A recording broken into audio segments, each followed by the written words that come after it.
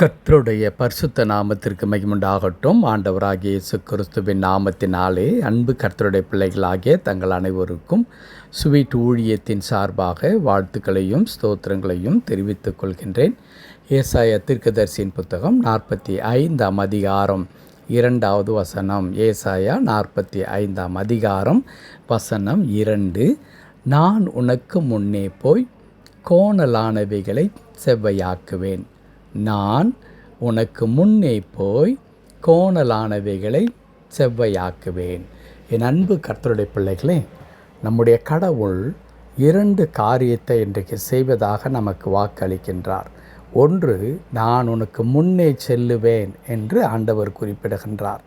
நம்முடைய எந்த விதமான முயற்சிகளாக இருந்தாலும் அல்லது நம்முடைய பிரயாணங்களாக இருந்தாலும் என்று எழுத்து வடிவில் எடுத்துக்கொண்டாலோ அல்லது நம்முடைய வாழ்க்கை கடந்து சென்று கொண்டிருக்கிறதே அந்த வாழ்க்கையை நாம் கணக்கிட்டு கொண்டாலும் நமக்கு முன்பாக கடவுள் சென்று கொண்டே இருக்கின்றார்.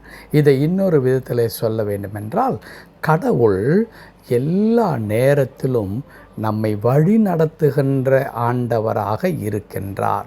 ஒவ்வொரு நாளும் கடவுள் நம்மை மிகவும் அற்புதமாக வழி நடத்துகிறார் என்பதை உணர்த்துவதற்காகத்தான் ஆண்டவர் சொல்லித் தருகின்றது, நான் உனக்கு முன்னே செல்லுகிறேன் என்று சொல்லி. அன்பு கடவுளுடைய பிள்ளைகளே, பல நேரங்களிலே நான் எப்படி செல்லப் போகின்றேன், எந்த வழியில் செல்வது, எப்படி காரியங்களை நடப்பிப்பது என்கிறதான எண்ணங்கள் நமக்கு உண்டாகி மிகுந்த குழப்பத்தையும் பயத்தையும் வேதனையும் உருவாக்கும் பொழுது, கடவுள் நம்மை வழிநடத்துகிறவராக இருக்கின்றார் என்கின்ற காரியம் நமக்கு எவ்வளவு பெரிய ஒரு மகிழ்ச்சியை, தைரியத்தை உண்டாக்கி தருகின்றது. அன்றைக்கு எம்மாவு சீஷர்கள் கடந்து சென்று கொண்டிருக்கும் பொழுது அவருடைய முகங்கள் மிகவும் துக்கத்தால் நிறைந்திருந்தது.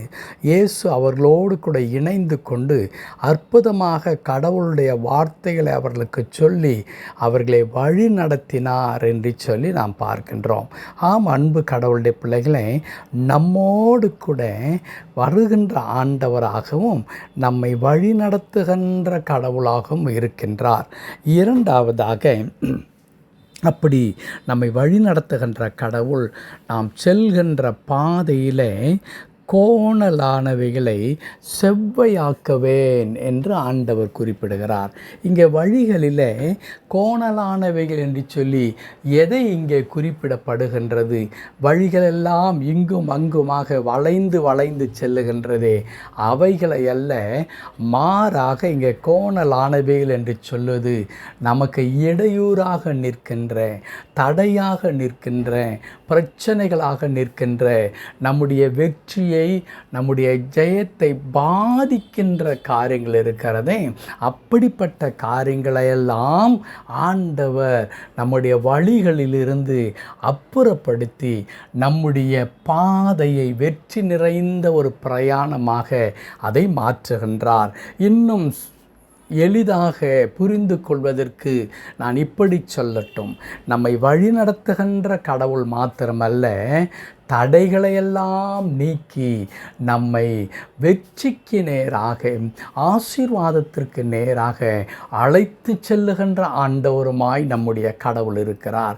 இது ஏதோ ஒரு குறிப்பிட்ட மாதத்தில் அல்லது ஒரு குறிப்பிட்ட நாட்களில் நடப்பதல்ல. ஒவ்வொரு இமைப்பொழுதும், ஒவ்வொரு நாளும் ஆண்டவர் இப்படித்தான் நம்மை வழி நடத்தி கொண்டிருக்கிறார். என் அன்பு கடவுளுடைய பிள்ளைகளே, நமக்கு முன்பதாக கடவுள் சென்று கொண்டிருக்கிறார். நமக்கு முன்பாய் செல்லுகின்ற கடவுள் நமக்கு இடையூறாய் வருகின்ற எந்த தடைகளையும் நீக்கி அனைத்தும் நமக்கு சாதகமாக, நமக்கு அனுகூலமாக மாற்றி தருகின்ற கடவுளாக இருக்கிறார். ஆகவே கலங்கிவிட வேண்டாம். கலங்கிவிட வேண்டாம். கடவுள் நமக்கென்று ஏற்படுத்தி வைத்திருக்கிறதான ஆசீர்வாதங்கள், அவருடைய திட்டங்கள் உன்னதமானவைகள். அது மாத்திரமல்ல, கடவுள் நமக்கென்று வைத்திருக்கிறதான அந்த அற்புதமான ஆசீர்வாதங்கள் இருக்கிறதே, அதை ஒருவரும் மாற்றி போட முடியாது, ஒருவரும் தடுத்து விட முடியாது.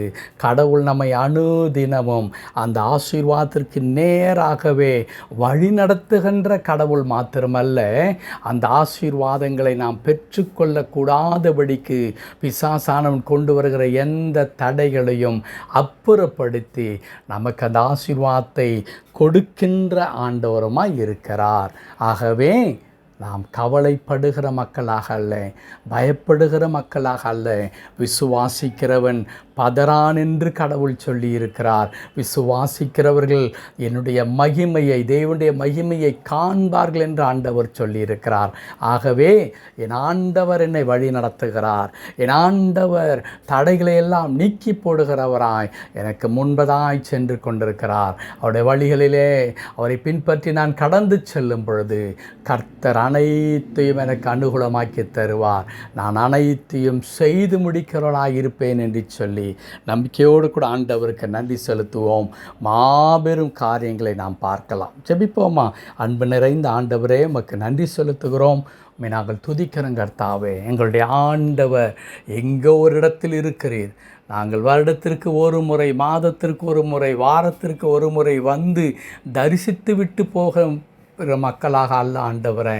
அனுதினமும் எங்களுக்கு முன்பதாக சென்று எங்களை வழி நடத்தி எங்கள் வாழ்க்கையிலே ஆண்டவரே எல்லா விதமான தடைகளும் நீக்கி எங்களை பாதுகாப்போடு கூட எங்களுக்கு வேண்டிய எல்லா நன்மைக்கு நேராக நீ நடத்தி கொண்டிருக்கிற ஆண்டவராக இருக்கிறதற்காக நன்றி செலுத்துகிறோம். இந்த நாளிலும் அப்படிப்பட்டதான கிருபையை அன்பான உமது பிள்ளைகள் ஒவ்வொருவருக்கும் தந்து ஆண்டவரே, உமது பிள்ளைகளை நீர் ஆசீர்வதிக்கும்படியாய் ஜெபிக்கின்றேன். ஆம் ஆண்டவரே, நீர் காண்பிக்கிற வழியில் ஆண்டவரே எங்களை அர்ப்பணித்து நாங்கள் கடந்து வந்து கொண்டிருக்கிறோம் ஐயா. ஆண்டவரே, உம்முடைய வழிகள் எங்களுக்கு அரணான வழிகள் ஆண்டவரே. அப்பா, உமக்கு முன்பாக அல்ல ஆண்டவரே, உமக்கு பிறகே வருகிற மக்களாக நாங்கள் கர்த்தாவே இருக்கிறபடினாலே ஆண்டவரே, எங்களுக்கு முன்பதாய் செல்லுகிற கடவுள் எல்லா விதத்துமே எங்களுக்கு அனுகூலமாக்கி போடுகிற ஆண்டவராக இருக்கிறதற்காய் தோத்திரம் தாழ்த்தி அர்ப்பணிக்கின்றோம். தொடர்ந்து பொறுப்படுத்திக் கொள்ளும் மீட்பர் நாமத்தில் பிதாவே. ஆமென், ஆமென்.